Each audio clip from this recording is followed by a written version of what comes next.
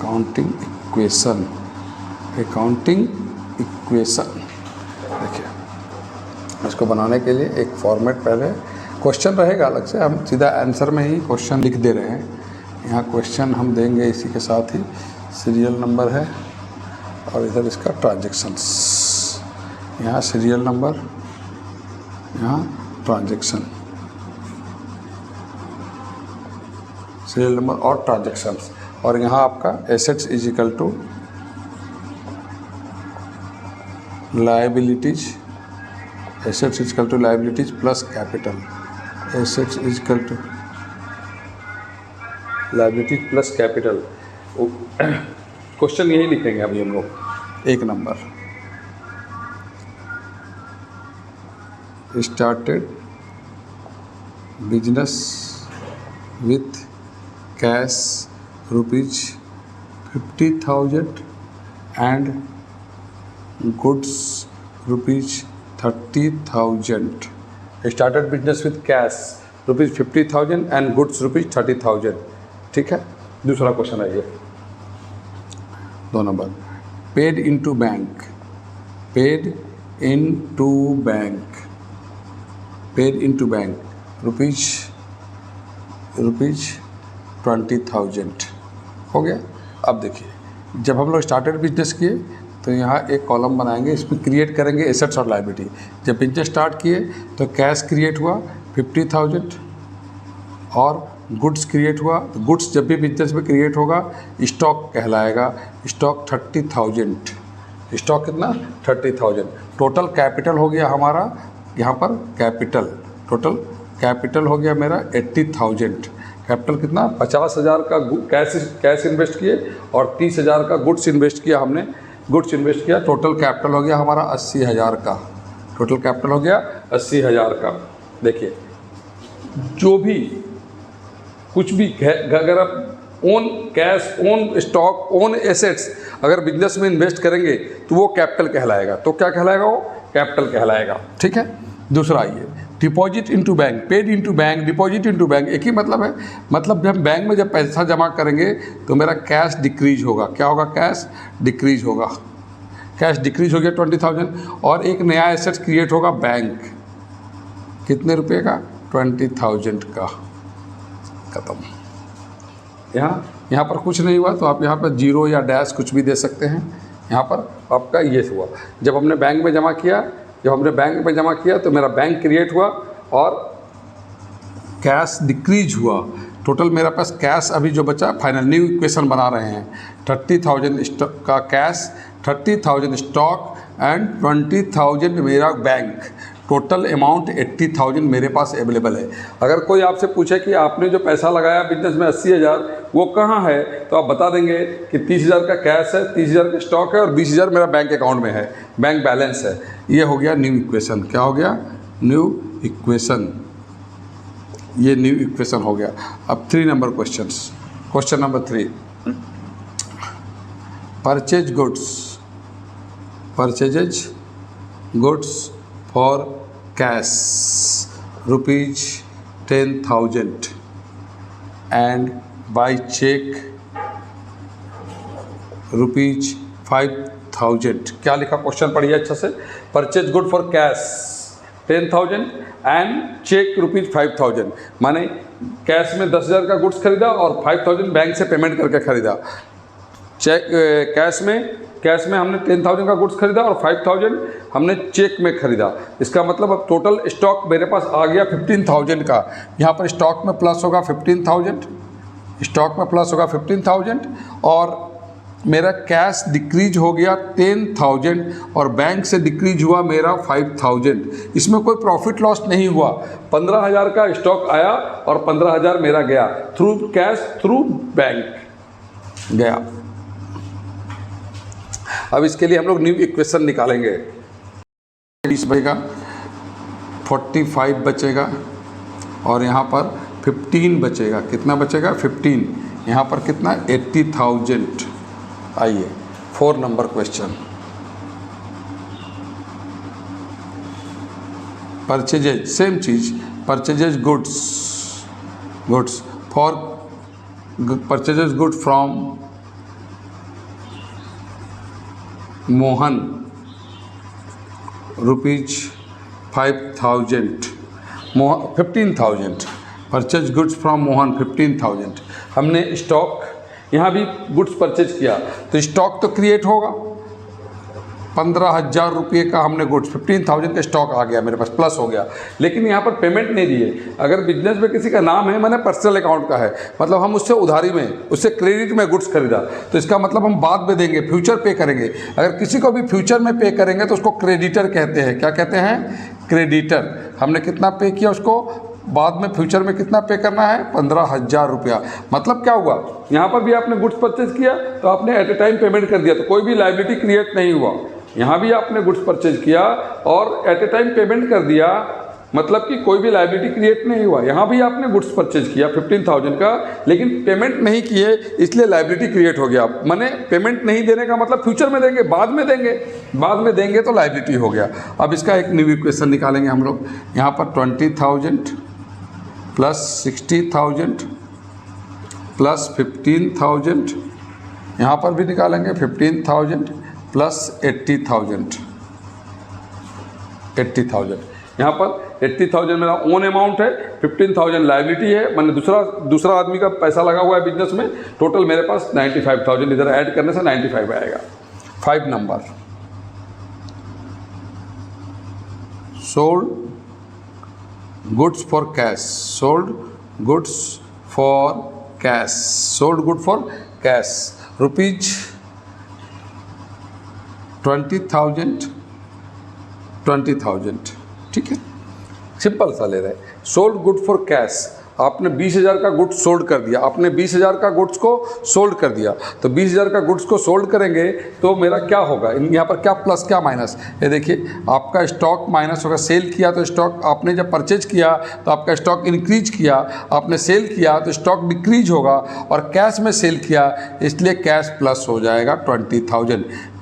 हिंदी में बात समझो, कैश गया और गुड्स गया और कैश आया, गुड्स गया और कैश आया, तो इसीलिए कैश में प्लस हुआ, कैश इंक्रीज डिक्रीज हो गया। यहाँ पर आइए बात समझिए, यहाँ पर हो गया 40,000, 40,000 रुपीज।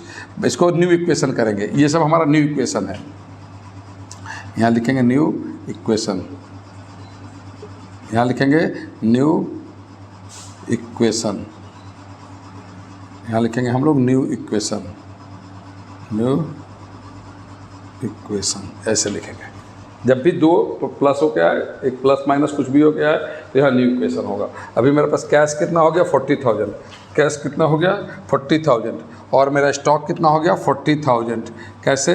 कैश में प्लस हो गया, गुड्स सोल्ड किए तो कैश प्लस हुआ, और गुड्स परचेज किए तो गुड्स सोल्ड किए तो कैश प्लस हुआ, स्टॉक माइनस हुआ। और यहाँ पर कोई ऐसा नहीं हुआ, यहाँ पर आप जीरो भी दे सकते, डैश भी दे सकते, कुछ भी, यहाँ पर कोई इफेक्ट नहीं हुआ, यहाँ पर भी कुछ भी नहीं हुआ।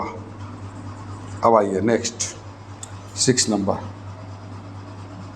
Paid to creditor, paid to creditor rupees 5,000 by cheque, paid to creditor rupees 5,000 by cheque, paid to creditor rupees 5,000 by check.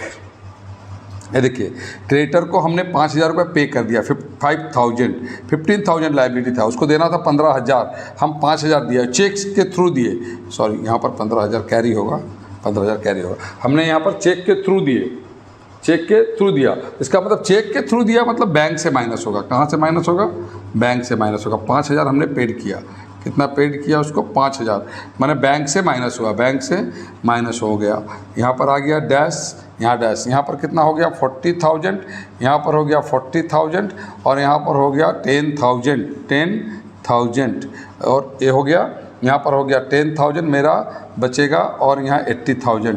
फिर से समझिए, पेड टू क्रेडिटर, क्रेडिटर माने लायबिलिटी, क्रेडिटर माने वो आदमी जिसको पैसा बाद में देना है। तो यहाँ पर क्वेश्चन है हमारा कि 15,000 जो देना था उसको 5,000 दे दिया, और टोटल हो गया हमारा ये।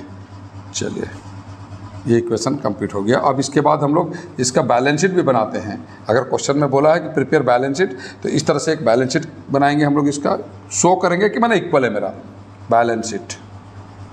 बैलेंस शीट पहले क्वेश्चन में हम नहीं बताए थे, अभी शुरू किए, अभी मैंने बता रहे हैं कि इसके साथ बैलेंस शीट भी बनाया जाता है इस तरह से। एक बैलेंस शीट भी बनाया जाता है।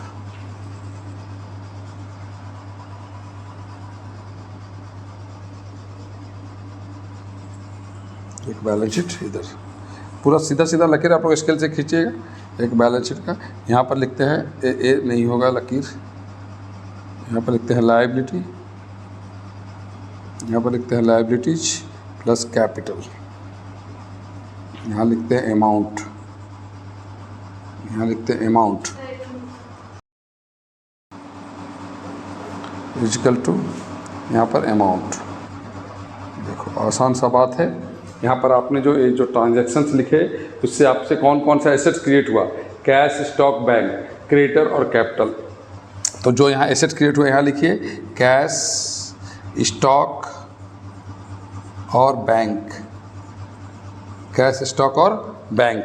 क्या यहाँ पर एसेट जो क्रिएट हुआ यहाँ नाम है और उसका बैलेंस अमाउंट यहाँ पर है 40,000, 40,000, 10,000, 40,000, 40,000 स्टॉक है आपका और 10,000 आपका ये टोटल इधर हो गया 90,000 हो गया। अब इधर आइए आपके पास क्रेडिटर है और कैपिटल है, कैपिटल और क्रेडिटर है, कैपिटल और क्रेडिटर है, कैपिटल और क्रेडिटर है। आपका कैपिटल कितना है यहाँ बैलेंसिंग अमाउंट 10,000, कितना कैपिटल है 10,000 80,000, कितना कैपिटल है और क्रेडिटर है 10,000, कैपिटल है 80,000 और क्रेडिटर है 10,000। इसका भी टोटल और दोनों इक्वल में टोटल होना चाहिए एकदम। इसका टोटल कितना है 90,000। ये इस तरह से इक्वेशन बनाएंगे और अगर बोला गया है तो बैलेंस शीट भी बना के दिखाएंगे उसको इक्वेशन के थ्रू। बैलेंस शीट का मतलब एसेट्स और लायबिलिटी हमेशा बराबर होंगे, इधर एसेट लिखेंगे इधर लायबिलिटी लिखेंगे और बैलेंस शीट में इधर एसेट लिखेंगे उधर लायबिलिटी लिखेंगे। इस तरह से कंप्लीट हुआ। फिर से एक बार रिपीट करो। Started business with cash ₹50,000 and goods ₹30,000। आपने बिजनेस स्टार्ट किया, 30,000 का स्टॉक है और 50,000 का कैश इन्वेस्ट किया। तो 50,000 कैश, 30,000 स्टॉक हमने इन्वेस्ट किया, टोटल कैपिटल 80,000। दूसरा पेड इनटू बैंक, मैंने बैंक में जमा किया, 20,000 रुपया जमा किया तो मेरा बैंक में 20,000 प्लस हुआ और बैंक कैश कहाँ जमा किया, कैश से जमा किया तो 20,000 रुपया मेरा कैश में गया, 20,000 रुपया मेरा कैश में गया। ठीक है, कैश माइनस हुआ, मैंने पढ़ के ये देखना है मतलब कि क्वेश्चन में क्या प्लस क्या माइनस हो रहा। परचेज गुड्स फॉर कैश मतलब कैश माइनस होगा स्टॉक प्लस होगा, चेक माइनस होगा स्टॉक प्लस होगा। तो टोटल 10,000 का कैश में खरीदा और 5,000 का बैंक से खरीदा, टोटल 15,000 हो गया। टोटल कितना स्टॉक प्लस हो गया 15,000। उसके बाद परचेज गुड फ्रॉम मोहन, अगर यहाँ पर किसी का नाम दिया गया है, यहाँ पर किसी का नाम दिया गया है तो इसका मतलब एक क्रेडिट है। क्या है, क्रेडिट है। यहाँ पर कैश है मतलब एसेट्स, कैश में मतलब कि कोई लायबिलिटी नहीं, यहाँ पर नाम है मतलब उधारी में खरीदे, चाहे उधारी किसी का भी नाम हो तो उधारी है, मतलब क्रेडिट परचेज या क्रेडिट सेल है। तो यहाँ पर हमने खरीदा 15,000 का यहाँ और 15,000 यहाँ मेरा लायबिलिटी हो गया। ये क्या हो गया, मेरा लायबिलिटी हो गया। उसके बाद ये न्यू इक्वेशन आ गया, प्लस इधर कुछ नहीं हुआ एज इट इज, इधर प्लस हो गया। परचेज किया तो गुड्स प्लस होगा, यहाँ भी परचेज किया तो प्लस हुआ था, यहाँ भी परचेज किया प्लस हुआ, गुड्स परचेज हुआ तो प्लस हो गया। लेकिन यहाँ कैश पेमेंट हो गया और यहाँ पेमेंट बाद में होगा। बाद में होगा मतलब क्रेडिटर, CREDITOR, क्रेडिटर क्रिएट हो गया। उसके बाद फिर आइए अगला equation, sold good for cash. आपने 20,000 का गुड सोल्ड कर दिया। जैसे परचेज करने से स्टॉक इंक्रीज करेगा, सेल करने से स्टॉक डिक्रीज करेगा। स्टॉक डिक्रीज किया, कैश इंक्रीज किया। यहाँ पर क्या हुआ, स्टॉक इंक्रीज किया और कैश डिक्रीज किया। सेल करने से कैश इंक्रीज होगा और स्टॉक डिक्रीज होगा। और यहाँ पर कुछ भी बैंक में उसका पेमेंट नहीं हुआ तो जीरो हो गया। आप जीरो लिख सकते हैं, लिख सकते हैं। ये हो गया आपका न्यू इक्वेशन, 40,000, 40,000, 10,000। इसको प्लस किए, इसको माइनस किए, इसको एज इट इज कैरी किए, इसको भी एज इट इज। यहाँ पर हमको कैपिटल में जब प्रॉफिट या लॉस होगा तभी लिखना है, वरना ऐसे रहेगा। यहाँ पर इस क्वेश्चन में कहीं कोई प्रॉफिट लॉस नहीं हुआ, इसलिए यहाँ लायबिलिटी क्रिएट हुआ। तो लायबिलिटी अब यहाँ पर बोला पेड टू क्रेडिटर। क्रेडिटर मतलब उसको बाद में देना था। 15,000 में 5,000 दे दिए, 15,000 में 5,000 हमने पेड कर दिया। और तो 5,000 कैसे पेड किया, बाई चेक, तो चेक से पेमेंट होगा। बाई कैश तो कैश से माइनस होता है। मोड ऑफ पेमेंट दो ही है, या तो कैश या तो बैंक। मोड ऑफ रिसीव भी दो ही है, या तो कैश या तो बैंक। समझ गए, ये इसका इक्वेशन फाइनल हो गया। उसके बाद यहाँ पर बैलेंस शीट भी बनाने बोलता है कभी कभी क्वेश्चंस में। ये इक्वेशन हो गया, और अगर बोला प्रिपेयर बैलेंस शीट उसके साथ, तो उसके साथ हम लोग बैलेंस शीट भी बना देंगे। प्रिपेयर बैलेंस शीट लिखेंगे, और यहाँ पर बैलेंस शीट का फॉर्मेट है पेज को आधार करके, यहाँ पर इधर में और इधर एक अमाउंट कॉलम, इधर एक अमाउंट कॉलम, और इसमें हम लोग यहाँ पर लिखेंगे liability plus capital, amount, assets और अमाउंट। यहाँ पर मेरा क्या क्या एसेट्स क्रिएट हुआ, कैश, स्टॉक और बैंक, उसको यहाँ ले लेंगे, यहाँ से यहाँ ले लेंगे, और अमाउंट यहाँ से, इसका नाम है बैलेंस शीट। जो बैलेंस अमाउंट बचा उसको लेना है। उसी तरह इसका यहाँ पर कैपिटल और क्रेडिटर, तो कैपिटल और क्रेडिटर ले लिया और उसका अमाउंट यहाँ से लेंगे 80,000 10,000, कैपिटल का 80,000 और क्रेडिटर का 10,000 यहाँ ले लिया हमने, तो हो गया हमारा इक्वेशन। इससे प्रूफ हो गया कि टैली है, दोनों एसेट्स और लायबिलिटी कैपिटल टैली है। इसको प्रूफ करने के लिए बनाया जाता है। यहाँ भी दिख रहा है टैली है, लेकिन यहाँ इसको प्रूफ करने के लिए बनाया जाता है।